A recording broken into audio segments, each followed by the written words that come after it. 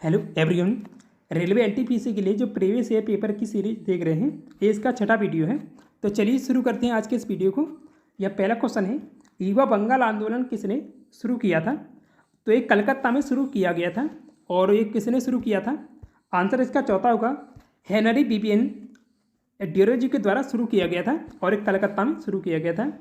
युवा बंगाल आंदोलन या यंग बंगाल आंदोलन, इसकी शुरुआत 1820 के दशक के अंत में और 1830 के दशक की शुरुआत में मानी जाती है, यानी 19वीं सदी की शुरुआत में मानी जाती है। आंदोलन ने हिंदू परंपराओं की मान्यताओं को चुनौती दी थी और स्वतंत्रता, समानता और सुधारवादी सोच पर बढ़ावा दिया था इसने। मलाला ने शरणार्थी लड़कियों पर कौन सी पुस्तक लिखी है? तो आंसर होगा दूसरा, we are displaced. Malala Yousafzai एक पाकिस्तानी महिला सच्चा कार्यकर्ता हैं और जो महिलाओं और बच्चों की शिक्षा के अधिकार के लिए संघर्ष करती हैं। उन्हें शांति का नोबेल पुरस्कार 2014 में मिला था और 17 साल की उम्र में यह पुरस्कार मिला था। तो नोबेल पुरस्कार पाने वाली अब तक की सबसे कम उम्र की विजेता हैं। मलाला तब सुर्खियों में आई थी जब उन्होंने तालिबान के शासन के दौरान लड़कियों के शिक्षा पर प्रतिबंध के खिलाफ आवाज़ उठाई थी। भारतीय राष्ट्रीय कांग्रेस के पहले अधिवेशन के अध्यक्ष किसे चुना गया था या कौन थे? तो इसके पहले अध्यक्ष थे WC बनर्जी, यानी इन्हें बेमस चंद्र बनर्जी भी कहा जाता है। तो ये पहला अधिवेशन मुंबई में आयोजित किया गया था। और दादाभाई नौरोजी कांग्रेस के दूसरे अध्यक्ष बने थे, जो अधिवेशन कोलकाता में आयोजित किया गया था। और ये ह्यूम, इनके द्वारा कांग्रेस की स्थापना की गई थी। और कांग्रेस की स्थापना कब हुई थी? 28 दिसंबर 1885 को की गई थी। तो राइट आंसर इसका पहला होगा WC बनर्जी। सरकारी आयोग की स्थापना 1983 में किस प्रायोजन हेतु की गई थी? तो ये राज्य और केंद्र सरकारों के बीच संबंध और शक्ति के संतुलन की जांच करने और परिवर्तन का सुझाव देने के लिए की गई थी। तो राइट आंसर इसका तीसरा होगा और इसके अध्यक्ष थे राजेंद्र सिंह सहरकारिया, जो सुप्रीम कोर्ट के सेवानिवृत्त न्यायाधीश थे। इनके नाम पर ही इसका आयोग का गठन किया गया था। उस डच का नाम बताइए जिसने भारत में आधुनिक शिक्षा के संवर्धन में राजा राम मोहन राय की मदद की थी। तो राइट आंसर इसका चौथा है, डेविड हेयर के द्वारा मदद की गई थी। आंसर चौथा होगा डेविड हेयर। डेविड हेयर एक स्कॉटिश घड़ीसाज थे, परोपकारी, समाज सुधारक और बंगाल भारत में शिक्षाविद थे। इसी दौरान 1814 में उनकी मुलाकात राजा राम मोहन राय से कलकत्ता में हुई थी। दोनों ने मिलकर कलकत्ता में एक अंग्रेजी स्कूल की स्थापना की योजना बनाई थी। 20 जनवरी 1817 को हिंदू कॉलेज की स्थापना हुई और जो आगे चलकर प्रेसिडेंसी कॉलेज के नाम से जाना गया। इनमें से किस संघ के सदस्य मुक्त जीवन जीने वाले विशिष्ट समुद्री जीव होते हैं? तो ये इकाइनोडर्मेटा होते हैं। राइट आंसर पहला है इकाइनोडर्मेटा। और आर्थ्रोपोडा जो पशु जगत का सबसे बड़ा संघ है। तो ये भी काफ़ी पूछे जाने वाला सवाल है। इकाइनोडर्मेटा एक प्रकार के समुद्री जानवरों का एक समूह है जिसमें विभिन्न प्रजाति के जीव प्रजातियाँ शामिल हैं। स्टारफिश इनमें से एक है। तो समुद्री तल पर रहते हैं, ये इकाइनोडर्मेटा के अंतर्गत आते हैं, अपनी बाहों के माध्यम से चलते हैं। समुद्री लिली, ये साधारणतः एक जगह स्थिर रहते हैं और समुद्र के तल से चिपके रहते हैं। और इकाइनोडर्मेटा हैं समुद्री आर्चिन, भंगुर सितारे, ये इसी के उदाहरण हैं, रेत डॉलर और समुद्री खीरे। तो आप इन्हें याद रखिएगा, इकाइनोडर्मेटा के अंतर्गत कौन कौन आते हैं। भारत में स्थित यूनेस्को की विश्व धरोहर स्थलों और उनके समावेशन के किस वर्ष गलत एवं की पहचान कीजिए? तो आगरा का किला उत्तर प्रदेश में है, तो इसे 1983 में शामिल किया गया था, ये सही उत्तर है। लाल किला दिल्ली का, इसे 2007 में यूनेस्को की विश्व धरोहर सूची में शामिल किया गया था। और फतेहपुर सीकरी, ये उत्तर प्रदेश में, ये भी, तो इसे 1986 में शामिल किया गया था। तीनों सही हैं, लेकिन जो सांची का स्तूप है ये MP में है और इसे 1988 में नहीं 1989 में यूनेस्को की विश्व धरोहर सूची में शामिल किया गया था। तो ये आंसर तीसरा सही है। और अभी 43वां विश्व धरोहर स्थल बना है वो मोइदम्स है, जो 2024 में शामिल किया गया है। मोइदम्स कहाँ पर है? असम में स्थित है। दिए गए विकल्पों में से 3 किसी तरह से संगत हैं और परिणामतः एक समूह बनाते हैं। चारों में से कौन सा विकल्प उस समूह से संबंधित नहीं है? तो यहाँ दिया गया है प्रमुख यामोत्तर, भूमध्य रेखा, मकर रेखा और कर्क रेखा। देखिए प्रमुख यामोत्तर, ये जो प्रमुख यामोत्तर है 0 डिग्री देशांतर कहा जाता है, तो ये देशांतर है। बाकी सभी अक्षांश रेखाएं हैं। जो देशांतर और अक्षांश है ये पृथ्वी पर काल्पनिक रेखाएं होती हैं। दक्षांश ऐसे होते हैं, उत्तर से लेकर दक्षिण की ओर जाते हैं वो रेखाएं जाती हैं, और जो अक्षांश होते हैं वो तिरछे होते हैं, पूरब से लेकर पश्चिम की ओर जाते हैं या पश्चिम से पूर्व की ओर जाते हैं, अक्षांश रेखाएं कहलाती हैं।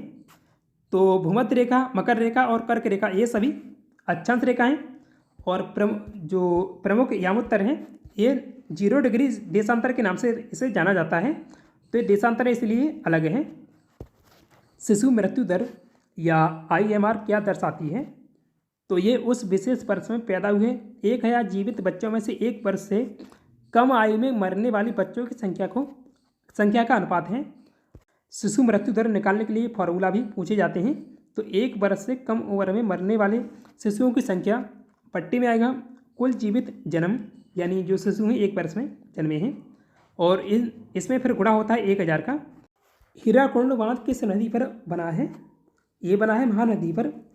तो आंसर इसका दूसरा है महानदी पर, उड़ीसा में। हीराकुंड बांध संबलपुर जिला है, उड़ीसा में वहाँ स्थित है। नदी महानदी पर है। यह दुनिया का सबसे लंबा मिट्टी का बांध है। इसे रामसर साइट घोषित किया गया था 12 अक्टूबर 2021 को। देखिए करंट का है लेकिन काफ़ी इंपॉर्टेंट है, यहाँ से कितना डीप पूछता है आपको पता है। मुख्य बांध की लंबाई 4.8 किलोमीटर है और संपूर्ण बांध की लंबाई 25.8 किलोमीटर है। 1-2 मिनट और 4 डेरा, इनमें से किसके संस्करण हैं? देखिए ये लिनक्स के संस्करण हैं। लिनक्स एक ऑपरेटिंग सिस्टम है।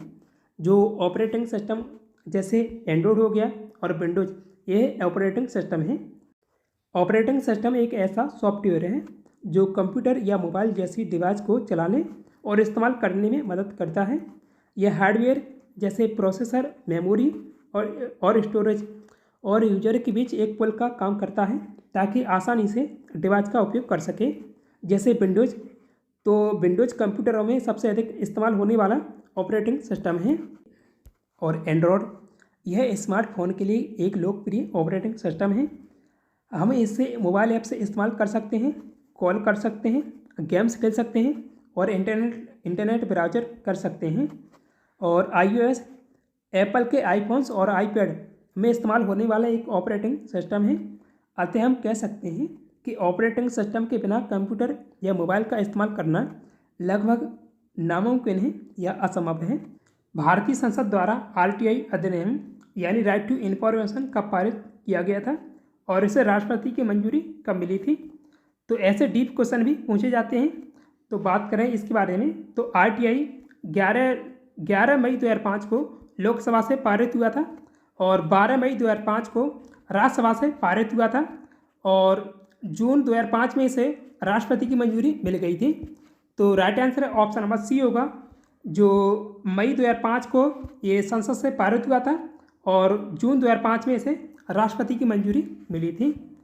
राइट टू इन्फॉर्मेशन यानी हिंदी में सूचना का अधिकार, यह भारतीय संविधान के अनुच्छेद 19 के तहत अभिव्यक्ति के मौलिक अधिकार से लिया गया है।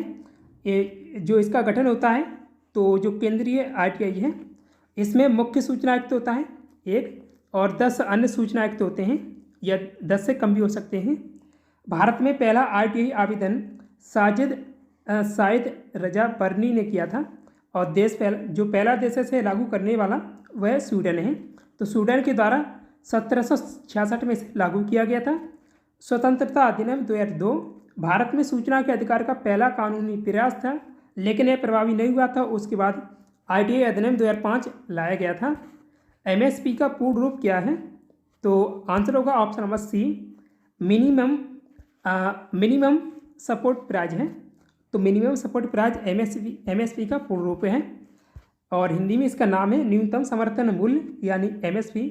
MSP वह मूल्य जिस पर सरकार किसानों से उनकी फसलों यानी जो खरीफ फसलें और रबी सीजन की खरीद करती है, चाहे वे बाजार में कितनी भी कीमत ना हो, यानी सरकार जिस कीमत पर खरीदेगी वह अलग है और बाजार में कुछ अलग हो सकती है।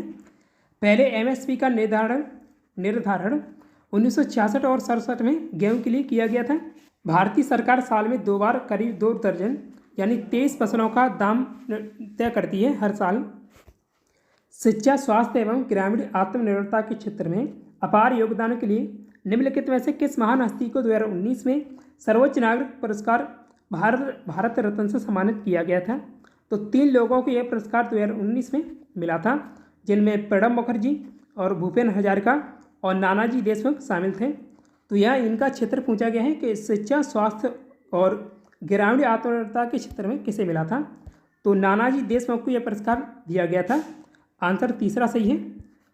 और जो 2019 में 5 लोगों को मिला है, कर्पूरी ठाकुर, ये बिहार के पूर्व चीफ मिनिस्टर थे, और लाल कृष्ण आडवाणी ये पूर्व उप प्रधानमंत्री थे, उप प्रधानमंत्री, और पीवी नरसिम्हा राव ये प्राइम मिनिस्टर थे। चौधरी चरण सिंह पूर्व प्रधानमंत्री और उत्तर प्रदेश के सीएम रहे थे। और एमएस स्वामीनाथन, इन्हें ग्रीन रेवोल्यूशन यानी हरित क्रांति का जनक कहा जाता है भारत में, तो इन्हें भी पुरस्कार मिला है। कुल मिलाकर 5 व्यक्तियों को पुरस्कार मिला है इस साल 2024 में, और कुल अब तक 53 व्यक्तियों को ये पुरस्कार मिल चुका है। कोशिका का वह बाह्यतम आवरण कौन सा है जो कोशिका के अवयवों को उसके बाह्य वातावरण से अलग करता है?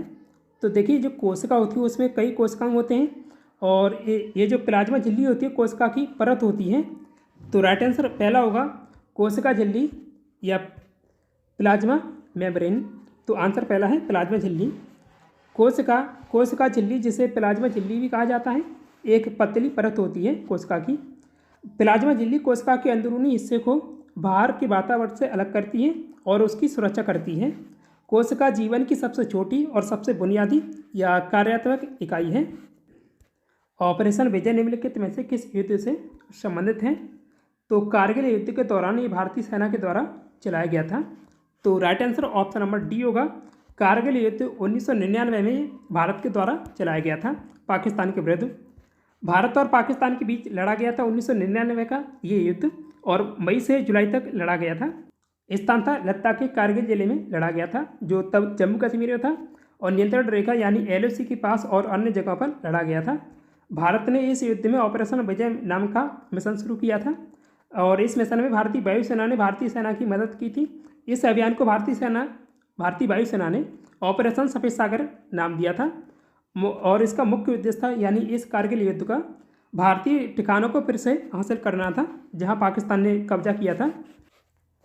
अखिल भारतीय खिलाफत समिति ने कब यह घोषणा करते हुए एक प्रस्ताव पारित किया था कि किसी भी मुसलमान को ब्रिटिश भारतीय सेना में सेवा नहीं करनी चाहिए? तो ये भी काफ़ी डीप क्वेश्चन पूछा गया है। तो देखिए, ये जुलाई 1921 में, तो 1921 में कहा गया था। Right answer option number D है, जुलाई 1921 में। अखिल भारतीय खिलाफत समिति का गठन बम्बई में हुआ था 1919 में, तब बम्बई था मुंबई है। यह समिति भारत में ब्रिटिश शासन के खिलाफ और तुर्की के खलीफा के समर्थन में बनी थी। प्रथम विश्व युद्ध के बाद तुर्की के खलीफा की सत्ता और अधिकारों को ब्रिटिश सरकार ने सीमित कर दिया था, जिससे मुसलमान समुदाय में नाराजगी बढ़ी। खिलाफत आंदोलन का मुख्य उद्देश्य खलीफा की धार्मिक और राजनीतिक सत्ता को बनाए रखना था, क्योंकि खलीफा मुसलमान जगत का धार्मिक प्रमुख माना जाता था। इस समिति का नेतृत्व मोहम्मद अली और शौकत अली जैसे नेताओं ने किया था। राष्ट्रों का राष्ट्रमंडल यानी कॉमनवेल्थ ऑफ नेशंस, जिसे सामान्यतः राष्ट्रमंडल भी कहा जाता है, एक है, यानी आर्थिक संघ है या राजनीतिक संघ है या सामाजिक संघ है या मानवाधिकार संघ है? तो ये राजनीतिक संघ है। Right answer option number B है, जो राष्ट्रमंडल है राजनीतिक संघ है। राष्ट्रमंडल या कॉमनवेल्थ यह अंतर्राष्ट्रीय संगठन है। इसमें सदस्य देशों की संख्या कुल 56 है। ज़्यादातर देश वह हैं जो पहले ब्रिटिश साम्राज्य का हिस्सा थे। ये देश आपस में मुख्य रूप से अंग्रेजी भाषा और इतिहास के जरिए जुड़े हुए हैं। ब्रिटिश राष्ट्रमंडल के रूप में इसे बनाया गया था 1926 में इंपीरियल सम्मेलन में बाल्फोर घोषणा के माध्यम से, और आधिकारिक रूप से इसकी स्थापना की गई थी 1931 को, और वर्तमान में राष्ट्रमंडल का गठन 1949 में लंदन घोषणा के द्वारा किया गया था। इसका मुख्यालय लंदन यूके में है, और वर्तमान में अध्यक्ष चार्ल्स तृतीय हैं। इनके अध्यक्ष भी पूछे जाएंगे। तो वर्तमान में महासचिव पैट्रिसिया जेनेट स्कॉटलैंड हैं, और इसके प्रथम अध्यक्ष जॉर्ज सिक्स थे और प्रथम महासचिव एर्नल्ड स्मिथ। औद्योगिक नीति प्रस्ताव 1956, जिसके आधार पर द्वितीय पंचवर्षीय योजना का सृजन किया गया था, में उद्योगों को कितनी श्रेणियों में वर्गीकृत किया गया था। तो जो द्वितीय पंचवर्षीय योजना है 1956 से लेकर 1961 तक चली थी और ये पीसी महालनोबिस मॉडल पर आधारित थी और ये जो उद्योगों को 3 श्रेणियों में बांटा गया था। तो राइट आंसर ऑप्शन नंबर चौथा है, 3 श्रेणियों में से बांटा गया था। द्वितीय पंचवर्षीय योजना सार्वजनिक क्षेत्र का विकास और तेजी से औद्योगिकीकरण इसके उद्देश्य पर आधारित थी और द्वितीय पंचवर्षीय योजना में उद्योगों को 3 श्रेणी में बांटा गया था। प्रथम श्रेणी थी पूर्ण स्वामित्व और संचालन इसका सरकार के पास था और द्वितीय श्रेणी में जो उद्योग थे उसमें विकास मुख्य रूप से सार्वजनिक क्षेत्र द्वारा किया जाना था, लेकिन निजी क्षेत्र की भागीदारी को भी इसमें अनुमति दी गई थी। और तृतीय क्षेत्र में विकास और संचालन निजी क्षेत्र द्वारा किया जाना था, लेकिन सरकार भी इसमें नियामक और विकासात्मक भूमिका निभाती थी। समस्थानिक शब्द का अभिप्राय क्या है? तो इसमें जो परमाणु क्रमांक है वो समान होता है और परमाणु द्रव्यमान अलग अलग होता है। तो राइट आंसर ऑप्शन नंबर पहला होगा। परमाणु क्रमांक तो समान है लेकिन जो इसका परमाणु द्रव्यमान है वो भिन्न है। समस्थानिक यानी आइसोटोप, समस्थानिक एक ही तत्व के अलग अलग रूप होते हैं। किसी तत्व के समस्थानिक के परमाणु में प्रोटॉनों की संख्या समान होती है लेकिन उनमें द्रव्यमान यानी न्यूट्रॉनों की संख्या अलग अलग होती है। उदाहरण के लिए यहाँ पर हाइड्रोजन के 3 समस्थानिक होते हैं, 1H1 और 1H2 और 1H3। तो यहाँ जो प्रोटॉन की संख्या समान है, एक है, सभी में प्रोटॉन एक है, लेकिन जो द्रव्यमान संख्या बदल गई है। जैसे प्रोटियम पहला होता है प्रोटियम 1H1, ये प्रोटियम लिखा जाता है। तो इसमें न्यूट्रॉन की संख्या 1 और ड्यूटेरियम ये दूसरा वाला ड्यूटेरियम है, तो इसमें न्यूट्रॉन की संख्या 1 है और ट्रिटियम इसमें न्यूट्रॉन की संख्या 2 है और लेकिन प्रोटॉन की संख्या इसमें सभी में एक ही है। और दूसरे होते हैं संभारिक या आइसोबार। संभारिक वे परमाणु होते हैं जिनकी परमाणु द्रव्यमान संख्या समान होती है लेकिन उनके परमाणु संख्या या प्रोटॉनों की संख्या अलग अलग होती है। जैसे कैल्शियम उदाहरण के लिए, तो कैल्शियम का जो परमाणु द्रव्यमान है वो 40 और ऑर्गन का परमाणु द्रव्यमान 40, इनका जो द्रव्यमान है समान है। और जो कैल्शियम की परमाणु संख्या है वो 20 है और ऑर्गन की परमाणु संख्या 18 है। तो परमाणु संख्या समान है लेकिन द्रव्यमान संख्या अलग है, ये संभारिक कहलाते हैं। भारतीय रक्षा मंत्रालय के द्वारा राफेल विमान इनमें से किस देश से खरीदे गए थे? तो आंसर है ये फ्रांस के द्वारा बनाए गए हैं। फ्रांस की कंपनी है डसॉल्ट, तो डसॉल्ट एविएशन के द्वारा ही बनाए गए हैं। राइट आंसर ऑप्शन नंबर दूसरा है, फ्रांस के द्वारा बनाए गए हैं। भारत और ने फरवरी 2021 में सैतूत बांध बनाने के लिए एक समझौते पर हस्ताक्षर किए थे। तो ये अफगानिस्तान के साथ किए गए थे, लेकिन अभी करंट की बात करें तो अफगानिस्तान के साथ जो भारत के संबंध हैं, तो भारत ने ऑपरेशन देव शक्ति 2021 में चलाया था। वहाँ तालिबान ने अफगानिस्तान में शासन कर लिया था, यानी शासन अपने कब्जे में ले लिया था तब। तो अफगानिस्तान से भारतीय नागरिकों और विदेशी नागरिकों को निकालने के लिए भारतीय सशस्त्र बलों ने एक ऑपरेशन चलाया था, तो वो ऑपरेशन देवी शक्ति चलाया गया था, ऑपरेशन देवी शक्ति। और इस बार जो वर्तमान में सर्वोच्च नेता हैं अफगानिस्तान के हिबतुल्लाह अंखुद हैं। कार्यवाहक प्रधानमंत्री मोहम्मद हसन अंखुद हैं और मुख्य न्यायाधीश अभी अब्दुल हकीम हक्कानी हैं। निम्नलिखित में से कौन भू प्रक्षेपण उपग्रह है? तो ये सरल उपग्रह है। राइट आंसर ऑप्शन नंबर दूसरा है, सरल उपग्रह। सरल एक मिशन उपग्रह है जो भारतीय अंतरिक्ष अनुसंधान संगठन यानी इसरो और फ्रांस की स्पेस एजेंसी CNES के बीच सहयोग से बनाया गया है। इसका मुख्य उद्देश्य है समुद्र के स्तर और महासागरों के पानी के भाव यानी परत संचरण को मापना है। ये प्रक्षेपित किया गया था 25 फरवरी 2013 को। 8 से बड़े और 59 से छोटे पूर्णांक के बीच आने वाली अभाज्य संख्याओं का योग यहाँ पूछा गया है। तो 8 से बड़ी जो अभाज्य संख्या होगी वो 11 प्लस 13 प्लस 17 और प्लस 19 और प्लस 23 प्लस 29 और प्लस 31 प्लस 37 और प्लस 41 प्लस 43 और प्लस 53 और प्लस बस इतने तक ये अभाज्य संख्या आएगी। और जो उनका योग बैठेगा कम, जो आप छोड़ के देखिएगा तो 364 आएगा। तो राइट आंसर इसका ऑप्शन नंबर चौथा होगा, 364 होगा। एम का वह धनात्मक मान ज्ञात कीजिए जिसके समीकरण 12x² प्लस mx प्लस 6 बराबर 0 के मूलों का अनुपात 2 और 3 है। तो देखिए मूलों का अनुपात यहाँ दिया गया है। तो अल्फ़ा बराबर मानते हैं 2x और बीटा बराबर मानते हैं 3x, या 3x होगा। तो पहले दिया गया है, पहले निकालेंगे मूलों का अनुपात, यानी जब मूलों का अनुपात निकालेंगे यानी अल्फ़ा प्लस बीटा, तो ये होता है माइनस का b/a। और जब मूलों का गुणनफल निकालते हैं यानी अल्फ़ा इंटू बीटा, तो यहाँ c/a आएगा, यहाँ प्लस में आएगा माइनस नहीं, तो c/a होगा। तो मूलों का अनुपात यानी 2x प्लस 3x बराबर, तो कितना था माइनस b/a, तो माइनस b कितना है m, और c कितना होगा 12, तो माइनस m/12। तो जब इन दोनों को जोड़ेंगे तो आएगा 5x बराबर माइनस m/12। और इसका जब गुणा करेंगे तो 60x बराबर माइनस के m। तो एक इक्वेशन ही मान लिए, ये समीकरण 1 बन गया। और जब दूसरा समीकरण हल करेंगे तो यहाँ मूलों का गुणनफल निकालेंगे, तो 2x इंटू 3x बराबर c/a। जो मूलों का गुणनफल होता है वो c/a होता है।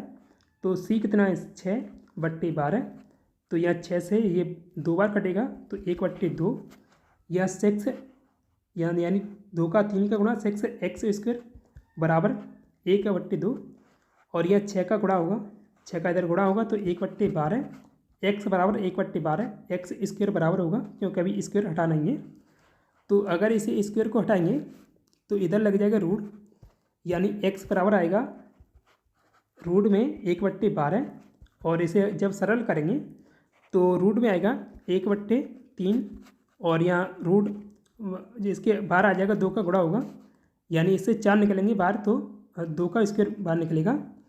तो x का मान आया है अंडर रूट में, यानी 1/2 और अंडर रूट में 1/3। तो m बराबर आया था माइनस का m बराबर आया था 60x। तो 60x का मान, जो x का मान कितना आया है, तो यहाँ x का मान रखेंगे तो 60 इंटू x का मान आया है 1/2 इंटू रूट में 1/3, यानी सरल करेंगे तो √3 का ऊपर नीचे गुणा होगा, तो ऊपर आएगा 60 इंटू √3, और जब रूट का रूट से गुणा होता है यानी √3 का √3 से गुणा होगा तो 3 बचेगा, 3 और इंटू में यहाँ 2 है, 2 पहले हैं, तो यह होगा 60 इंटू √3, इसे हटाना पड़ेगा। तो देखिए 60 इंटू √3 बट्टे में आया था, यह 6 गुणा होकर 6 आ जाएगा, तो 6 से ये कट जाएगा 10 बार, तो 10√3 आएगा। यही इसका आंसर है, वो माइनस m का मान है, लेकिन यहाँ m का मान धनात्मक पूछा गया है। तो राइट आंसर ऑप्शन नंबर दूसरा सही होगा, 10√3 इसका राइट आंसर होगा। राज ने राहुल से कहा, यानी एक राज है, ये राज है और दूसरा राहुल है। तो राहुल ने कहा कल मैंने अपने मामा की इकलौती बहन, तो यानी उसके मामा की इकलौती बहन उसकी माँ हुई, तो इकलौती बहन के पिता को हराया था, यानी इकलौती बहन यानी अपनी माँ के पिता को हराया है, तो अपने नाना को हराया है। तो राज ने किसे हराया था, तो राज ने अपने नाना जी को हराया है, यानी माँ के पिता को हराया है। तो राइट आंसर ऑप्शन नंबर दूसरा है, माँ के पिता को। मानव शरीर में 29 हड्डियाँ होती हैं, इनमें से कौन सा वर्गीकरण सही है। तो ऐसे डीप क्वेश्चन भी पूछे जाएंगे। तो देखिए इसका आंसर है, माथे पर 8 होती हैं, चेहरे पर 14, कान पर 6 और कंठस्थ में 1 होती है। और बात करें रीढ़ की हड्डी में, तो रीढ़ की हड्डी में 33 हड्डियाँ होती हैं जो जब प्रारंभ में, लेकिन जब विकसित होने पर 26 रह जाती हैं। दिए गए विकल्पों में से 3 किसी तरह संगत हैं और परिणामतः एक समूह बनाते हैं। चारों में से एक कौन सा विकल्प उस समूह से संबंधित नहीं है। बाज है, चील है, गिद्ध है और शतुरमुर्ग है। तो देखिए बाज, गिद्ध और चील ये तीनों उड़ने में असमर्थ हैं, उड़ने लायक हैं, असमर्थ नहीं, उड़ सकते हैं। लेकिन जो शतुरमुर्ग हैं ये उड़ने में असमर्थ हैं, तो इसलिए शतुरमुर्ग अलग होगा। और ऐसे भी अलग कर सकते हैं कि जो शतुरमुर्ग हैं सबसे बड़ा जीवित पक्षी है और सबसे भारी पक्षी भी है, यही है शतुरमुर्ग। पश्चिम बंगाल में स्थित सुंदरबन का एक उदाहरण है। तो सुंदरबन में ये मैंग्रोव वन का उदाहरण है। राइट आंसर ऑप्शन नंबर चौथा होगा, मैंग्रोव वन का उदाहरण है पश्चिम बंगाल में स्थित सुंदरबन। सुंदरबन पश्चिम बंगाल की खाड़ी में गंगा, ब्रह्मपुत्र और मेघना 3 नदियों के संगम से बने डेल्टा का एक मैंग्रोव क्षेत्र है। भारत और बांग्लादेश के कुछ हिस्से में फैला है। सुंदरबन दुनिया के सबसे बड़े मैंग्रोव वनों का गढ़ है। सुंदरबन में 4 संरक्षित क्षेत्र यूनेस्को की विश्व धरोहर स्थलों के रूप में सूचीबद्ध किए गए थे 1987 में। निम्नलिखित में से कौन सा गुंबद जैसी संरचना वाले जल निकासी पैटर्न को निरूपित करता है? तो देखिए, जब जल ऊपर से गिरता है, काफ़ी ऊंचाई से गिरता है, कई नदियों से या कहीं से भी गिरेगा, तो ऐसे त्रिज्यीय ऐसे गिरेगा और ये भूकंप ज्वालामुखी जैसी आकृति बनेगी। तो जब गिरता है तो त्रिज्यीय आकृति बनती है। राइट आंसर पहला होगा त्रिज्यीय आकृति। उस विकल्प का चयन करें जिसका तीसरे पद के साथ वही संबंध है जो दूसरे पद का पहले पद से है। तो ईंट भट्टे पर बनाई जाती हैं। तो सिक्के किस पर बनाए जाएंगे? तो ये टकसालों में ढाले जाते हैं या बनाए जाते हैं। तो राइट आंसर तीसरा होगा टकसाल। दिए गए विकल्पों में से 3 किसी तरह संगत हैं और परिणामतः एक समूह बनाते हैं। इन चारों में से कौन सा विकल्प उस समूह से संबंधित नहीं है? तो 4 ऑप्शन यहाँ पर दिए गए हैं, नौवहन, मालवाहन, सड़क मार्ग और रेलवे। देखिए, जो मालवाहन है ये एक विशेष रूप से माल के लिए प्रयोग किया जाता है मालवाहन का। नौवहन, सड़क मार्ग और रेलवे ये जो परिवहन के प्रमुख साधन हैं, तो इसलिए मालवाहन अलग है इसमें से। परिवहन का साधन ये भी है, लेकिन विशेष रूप से इसका उपयोग मालवाहन के लिए किया जाता है। उस राज्य का नाम बताएं जहां सियांग नदी पर भारत के सबसे लंबे यानी 300 मीटर का सिंगल लेन स्टील केबल सस्पेंसेबल पुल का उद्घाटन किया गया था। तो ये अरुणाचल प्रदेश में किया गया था। राइट आंसर ऑप्शन नंबर चौथा है, अरुणाचल प्रदेश में। जो सियांग नदी है ब्रह्मपुत्र नदी का दूसरा नाम है और अरुणाचल प्रदेश में इस नाम से जानी जाती है, ब्रह्मपुत्र नदी। बात करें अरुणाचल प्रदेश के करंट के बारे में, तो यहाँ नए चीफ सेक्रेटरी बने थे इसके, यानी मुख्य सचिव बने थे अरुणाचल प्रदेश के अभी, तो मनीष कुमार गुप्ता बने हैं, अभी शायद पिछले महीने बने थे। देश का पहला 3D printed school Arunachal Pradesh में बनाया गया है और इसमें अब 28 जिले हो गए हैं। ये घोषणा की गई है 28 जिले हो गए हैं अब। तो केई, पेन्योर और बिचौम ये 27वें और 28वें जिले बने हैं और फरवरी 2024 में घोषणा की गई थी। ब्रह्मपुत्र नदी अरुणाचल प्रदेश के गैलिंग गांव के पास से भारत में प्रवेश करती है। अरुणाचल प्रदेश ब्रह्मपुत्र नदी का दूसरा नाम है। अरुणाचल प्रदेश में सियांग और दियांग नदी के नाम से इसे जाना जाता है। 1586 में द लिटिल बैलेंस या ला बैलेंसटा पुस्तक किसने लिखी थी? तो गैलीलियो गैलीली के द्वारा लिखी गई थी। आंसर इसका दूसरा होगा गैलीलियो जो दूरबीन के आविष्कारों में उनका नाम गिना जाता है और वे इटली के वैज्ञानिक थे गैलीलियो। इसरो द्वारा GSLV लॉन्च वाहन पर लॉन्च किए गए नवीनतम भूस्तर संचार उपग्रह का नाम बताएं जिसे विशेष रूप से भारतीय वायुसेना के लिए उसकी संचार से क्षमता को बढ़ाने के लिए किया गया था या बनाया गया था। तो ये GSAT-7A को बनाया गया था, आंसर तीसरा है। और GSAT-7A को 2018 में लॉन्च किया गया था और इसे विशेष रूप से भारतीय वायुसेना के लिए लॉन्च किया गया था। विरासती कस्बे ओरछा को यूनेस्को की विश्व धरोहर स्थलों की अस्थायी सूची में शामिल किया गया है। तो यह शहर किस राज्य में स्थित है? तो ओरछा आपको पता होगा ये MP राज्य में है। राइट आंसर ऑप्शन नंबर दूसरा है, मध्य प्रदेश राज्य में है ओरछा। यूनेस्को की अस्थायी सूची में शामिल किए गए भारत के प्रमुख स्थल जो 2024 में शामिल किए गए हैं, तो महाराष्ट्र के कोंकण तट पर तटीय दुर्गों का एक क्रमिक नामांकन है। इसमें 9 किले शामिल हैं, तो इसे शामिल किया गया है। रामनगर मंडला के गोंड स्मारक हैं MP में, तो इन्हें शामिल किया गया है। भोजेश्वर महादेव मंदिर ये भोजपुर गांव MP में है।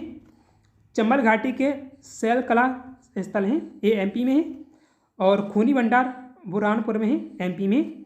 और ये जो खूनी भंडार है, भूमिगत जल प्रबंधन प्रणाली 16वीं शताब्दी की एक प्रबंधन प्रणाली है। ग्वालियर का किला एमपी में है, ये भी इसे शामिल किया गया अस्थायी सूची में। धमनार ऐतिहासिक समूह है एमपी में, तो ज़्यादातर एमपी के हैं। भारत के किस एकमात्र मुक्केबाज ने 6 बार विश्व मुक्केबाजी चैंपियन बनकर इतिहास रचा है? तो मैरी कॉम के द्वारा इतिहास बनाया गया है। तो राइट आंसर ऑप्शन नंबर चौथा होगा मैरी कॉम। मैरी कॉम मणिपुर की निवासी हैं और भारतीय महिला मुक्केबाज हैं। तो मैरी कॉम कहाँ से? मणिपुर से। और देखिए, वे एक बार राज्यसभा सदस्य रही हैं 2016 से लेकर 2022 तक। वे 2012 में ग्रीष्मकालीन ओलंपिक के लिए क्वालिफाई करने वाली एकमात्र भारतीय महिला मुक्केबाज थी, जहां उन्होंने 51 किग्रा भार में प्रतिस्पर्धा में कांस्य पदक जीता था। और उनके द्वारा जो पदक जीते गए हैं, तो पद्मश्री 2006 में मिला है, पद्म भूषण 2013 में और पद्म विभूषण 2020 में मिला है। ये पुरस्कार, इनसे संबंधित पुरस्कार पूछे जाते हैं।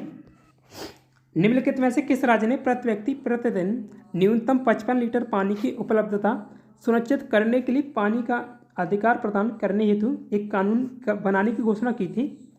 तो ये घोषणा की गई थी एमपी के द्वारा। राइट आंसर होगा मध्य प्रदेश के द्वारा ये घोषणा की गई थी। निम्नलिखित में से पश्चिमी तट में स्थित क्षेत्र का नाम बताइए।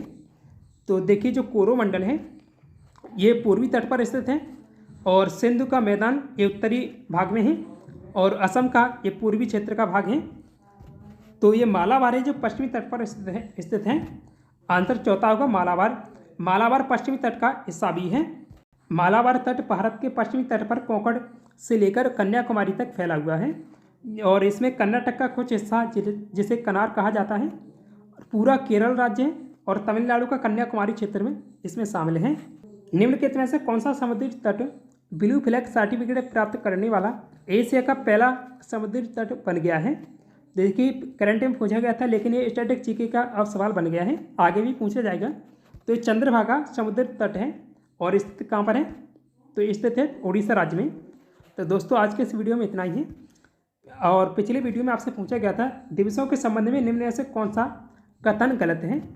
तो विश्व प्रकृति दिवस 3 अक्टूबर को मनाया जाता है, विश्व पशु कल्याण दिवस 4 अक्टूबर को, और विश्व परिवेश दिवस 5 अक्टूबर को, विश्व जनसंख्या दिवस ये 11 जुलाई को मनाया जाता है, 12 अगस्त को नहीं। 12 अगस्त को अंतर्राष्ट्रीय युवा दिवस मनाया जाता है। तो यही इसमें गलत है, यानी जो पूछा गया है वो सही है। आज का आपका टेस्ट क्वेश्चन है, पाब्लो पिकासो निम्न में से कौन थे जो स्पेन के संबंधित थे, स्पेन देश से संबंधित थे?